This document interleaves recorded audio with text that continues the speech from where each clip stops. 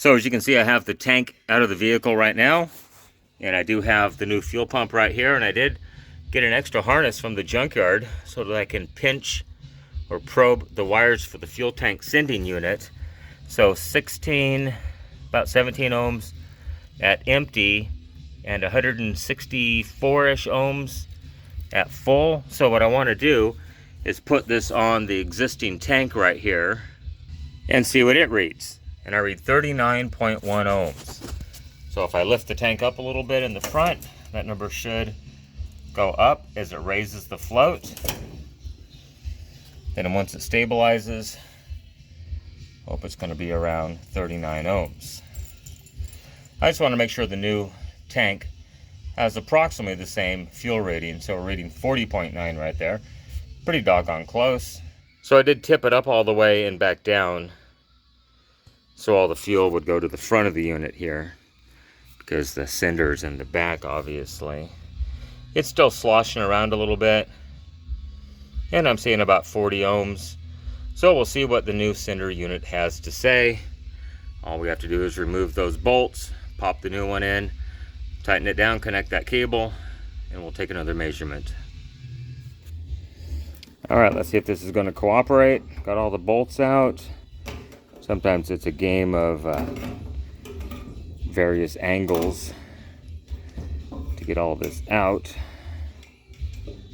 Oh, this one's not bad at all. Look at that. Spilling a little bit of fuel, but it's all good. I'm just going to take it over here, let it drain on the concrete so it will evaporate. Now I know the previous owner before me did replace this fuel pump, just the motor itself, and not a fan of those hose clamps in the least, which is why I went ahead and ordered a complete unit. Now I have had this out in the past, because when I got this thing, the sending unit, when it got down to less than a quarter tank, was all over the place. So I tore it apart and retensioned the spring in there so it made better contact, which is one of the reasons I decided just to go ahead and replace the whole thing. Alright, well, let's take a look down inside the tank real quick. Turn the light on. And I don't see any sediment or issues down here. Not sure what, is that just a reflection? Yeah, it's just a reflection. Pan looks clean. This has the splash pan that accumulates fuel in the rear when the front of the tank becomes empty by just basically splashing it in here. Alright, so new pump. Put the float in first. Filter. The bypass line. And there we go. And I did put a mark on here. I'm not sure where that arrow is supposed to point, but this is where the fuel line actually connects, at that angle right there. So I just got to line up the bolts. There they are. And it did come with new bolts, so we'll go ahead and put the new bolts in it and put this thing back together. All right, new fuel pump installed, all torqued down, 40.2, 40.3 ohms. So with the little harness on here, so perfectly happy with that. Let's get it reinstalled. And I do believe the fuel pump is oriented correctly. That arrow points to this little dimple right there, you can see. So yes, I do believe that is the correct orientation. All right, new fuel pump installed. Key on. So I was getting just over 1/8 of a tank previously. Let's turn that off. Yeah, it looks pretty doggone close to me. Well, next question, is it going to start, stall, or is it going to just start and run? Because there is air in the fuel line at this point.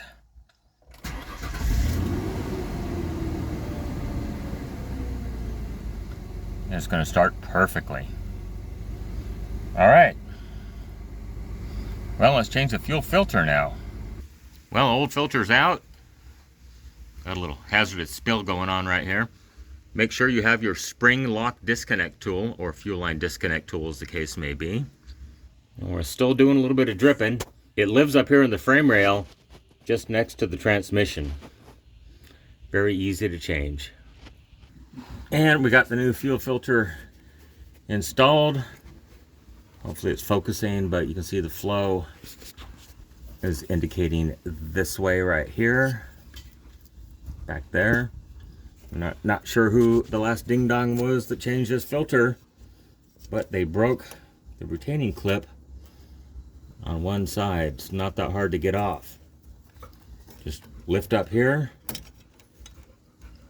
and it comes right off. You got to make sure that you tuck that end in first, and that kind of locks it into place. You can see this side is correct, has both tabs on it.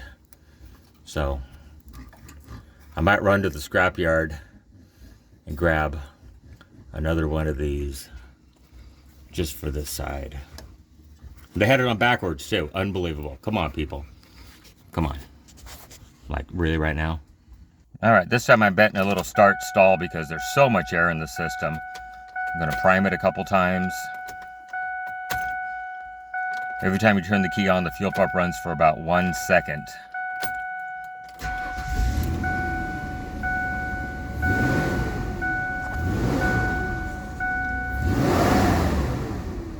Nope, perfectly fine.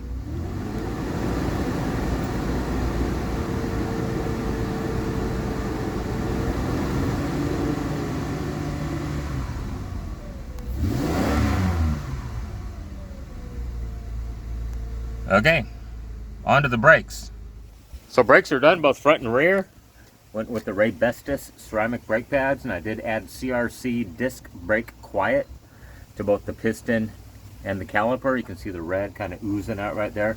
That makes these things absolutely silent. I've always used ceramic brake pads. So yeah, the front's done, the rear's done back there.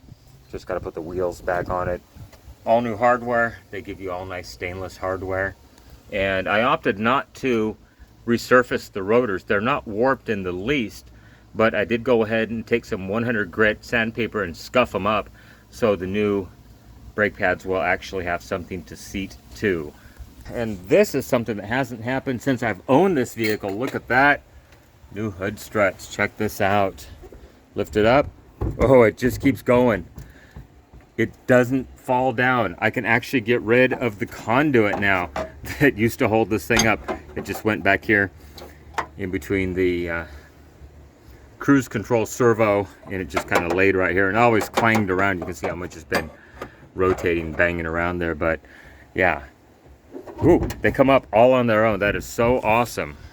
Now this one's always worked perfectly. Maybe somebody replaced them in the past.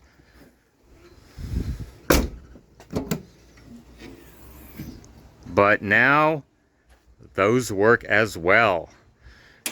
This never stayed up on its own. What a freaking difference. I feel like watch JR go right now because he's always changing hood struts. Okay, just some simple tools at home. You can change your own U-joint easily, very easily. New one's installed, moves very freely, no binding whatsoever. So you want to make sure you have a socket that will accept the cup. Well, that one just fell off. Down in there, and of course that one fell off too, but nevertheless that's the old one. I don't even care about that one anymore. Definitely very crunchy up in there. It's been on there probably since the day it was born. So socket just smaller than the cup, and a hammer and a block of wood, knock it through. Once it protrudes from the other side, grab it with some vice grips and just twist it out.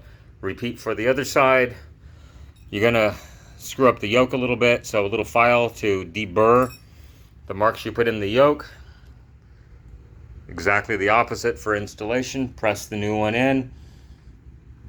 Attach the clips. I went ahead and used a punch just to make sure that I got it all the way around and it's seated in there very nicely on both sides. And I did mark the U-joint so I can get the U-joint lined up in the front differential exactly as it came from the factory. So let's go ahead and put the front drive line back in now. Okay, front drive line is reinstalled. And as you can see right there, I did line up the mark so it's in the same orientation as it left the factory, I hope, to minimize vibrations. Got the yoke attached to the transfer case. Everything is all torqued down to spec. So we should have four-wheel drive again. So I still have the old timing chains, and somebody suggested I should check the clearance in them, but I really don't have a way to do it other than just bending them.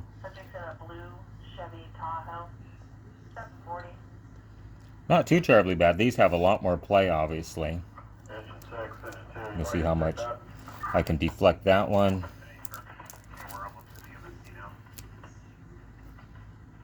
That much on that one. That one's shorter, obviously.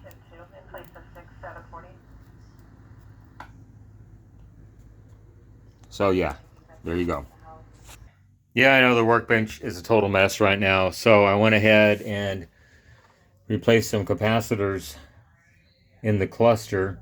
So this one is a 1 at 50, and then this one is a 10. Come on, focus, you fuck. 10 at 35. And then this one was on the slosh gauge, 10 at 35, which is this little board right here. As you can see, it says slosh gauge module to make up for the fuel interruptions as it goes up and down. I did go ahead and replace all of the lamps in the cluster. Well, the 194 lamps, that is. Ordered 10, I used 6. I got 4 left. And I went ahead and cleaned the inside of the faceplate with a microfiber towel. And I did wipe off all of the gauges in the cluster, because they do pop out, they just unplug. So, yep, coming back together. Okay. Well, after a quick run to the parts store, all 17 of the small lamps, which are number 37, have been changed. There's all the old ones right there, as well as the 194s that got changed. So I went ahead and picked up 2 boxes of Wagner number 37. Very tiny little lamps. Anyhow, every bulb's been changed with the exception of the theft LED, because it is an LED and shouldn't have any problems. Well, I did take a ride up to Paradise. Filled this thing up with gas. Thanks, Biden. Almost $100 for 18 gallons of gas. But as you can see, all the dash lights are working perfectly. Everything works good. Turn signal lights work good. High beam indicator. Check engine lights on, because the engine is not running at the moment. Once we start it though. Check engine lights off. ABS lights off. Waiting for airbag light to go off. There we go. Everything is good. So yeah, all the lights are changed and it looks absolutely perfect. And I opted to just go ahead and use incandescents. They'll last another 15 years, no problem. Anyhow, just an update. Thanks for watching. Cat is doing a CAT scan on the new U-joints for the rear drive shaft. Obviously everything went successfully, passed with no problem, so hopefully tomorrow, new fan blade going on, both rear U-joints getting changed, and then of course I put a piece of paper down, the cat's got to walk on it. There's all the Rock Auto receipts for the 5 boxes that were received. So, any luck tomorrow, we will be out of parts. Well, same as the front U-joint. Everything's good, moves very freely. Kind of hard to show it on the video here, but yeah, doesn't take any effort to move. Everything is nice and good on that end. And then same thing on this end. Very free movement. No problem whatsoever. Unfortunately, the Panther P took off my orientation mark, so I have no way of knowing if I got that back on correctly or not, because I had to soak the yoke mounting bolts to the transfer case and to the rear end with some Panther P here, PB Blaster. And so I do have my orientation, so I can get them lined up correctly, at least to the rear end and to the transfer case as they were removed. But it doesn't really make any difference on this one because it does have a used transfer case and I had no orientation to begin with. So let's get this thing reinstalled back in the vehicle. This is the transfer case end with the sliding splined axle right there. And then this is the differential end right there. Incidentally, I did install the Zerks in the same orientation so that as you lube this thing, you don't have to roll the drive shaft over, 90, 180 degrees to get to the Zerks. So there they are. And yeah, all the pins, all the clips are in there really good. Definitely seated in there really good. Just a tip, go ahead and take a little angled pointing device and dig out the grooves really good, just to make sure you have positive engagement of the clips. Okay, drive shaft is reinstalled. Torque back to 95 foot-pounds on the rear.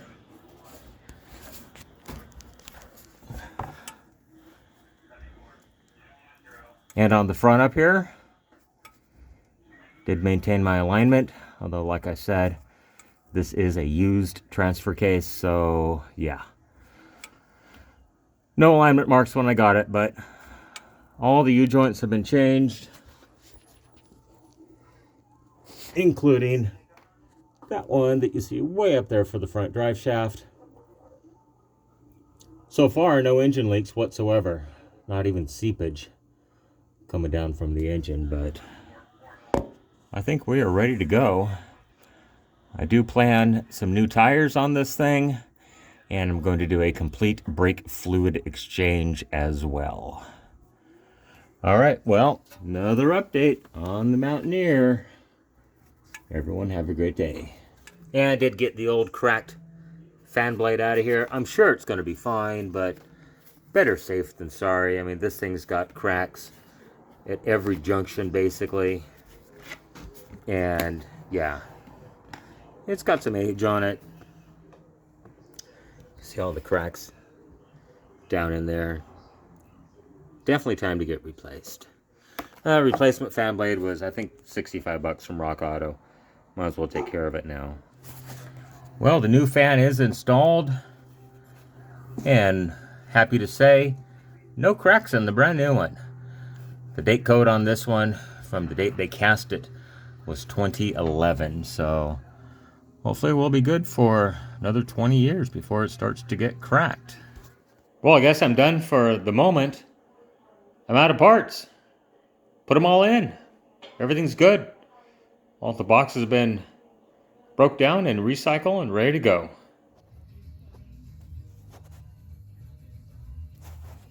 All right, rear diff is draining. Doesn't look that bad.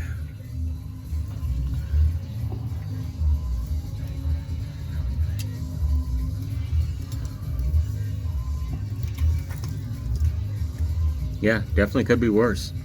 Front diff is definitely much dirtier than this. It was black coming out.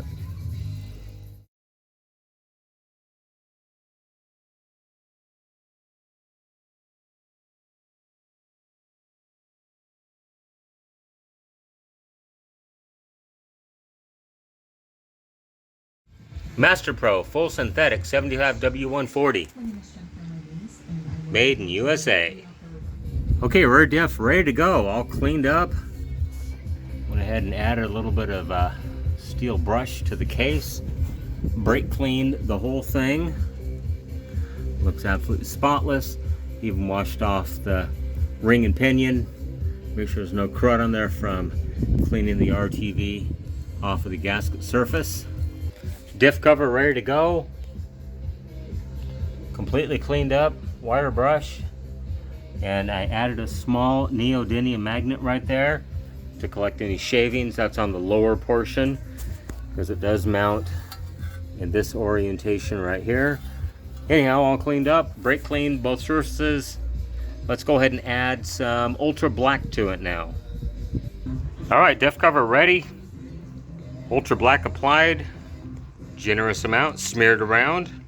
And the same with the differential itself. Ultra black applied in a generous amount. Let's put the two halves together now. Well, I certainly got to say I like the amount of squish out on the RTV. Almost perfect. So everything's filled up. 3 liters of 75W130, as one of these mentions. That one right there. Hopefully you can see it, because I can't see the screen. Alright, well, hopefully you can see the fill plug. It's completely full, and it's actually starting to run out on the bottom of the diff. So I think it's ready for a drain plug, or a fill plug to go back in, I should say. But all good, all full, no leaks, and awesome amount of RTV squish out. Well, after almost 10 ounces of R134 going into this thing, pressures are looking much better.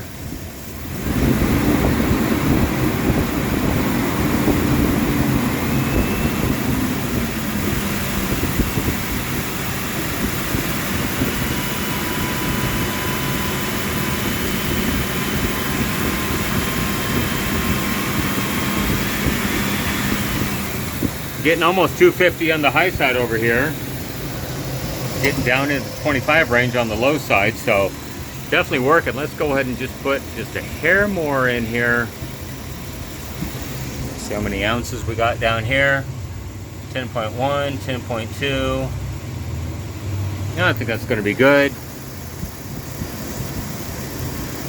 Look at the pressures, rev it up a little bit. 225, 240.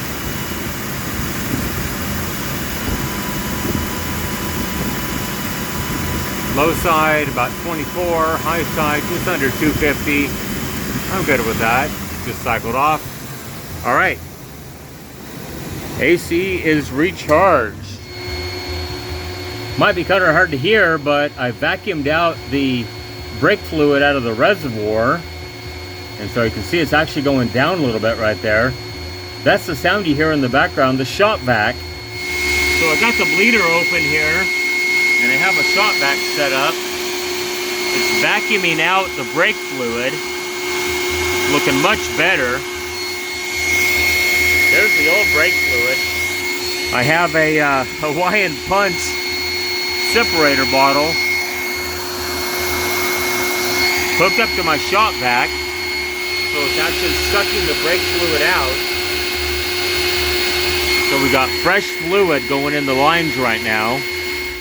Well, because I had the rims off to do the brake fluid exchange, went ahead and re-scrubbed them.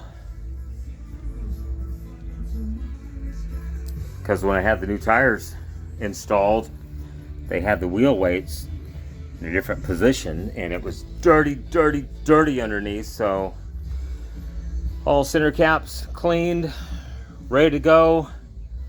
Let's take a look at the old brake fluid. And here is the nasty brake fluid. Look at that. It's just black. Oh my gosh. Nasty, nasty stuff. So I took this Hawaiian Punch bottle and I put one tube up high to suck it out.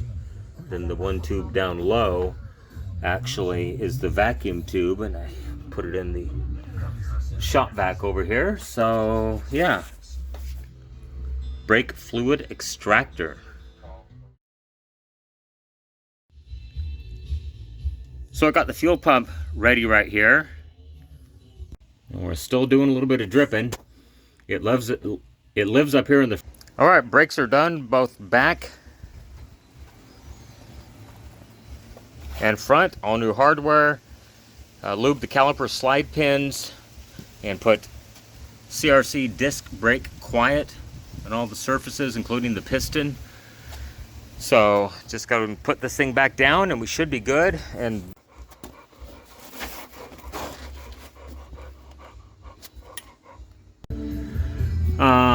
let's see what else. If you have a socket, just make sure that that's the wrong socket. All 17 of the small lamps, which are number 37. Master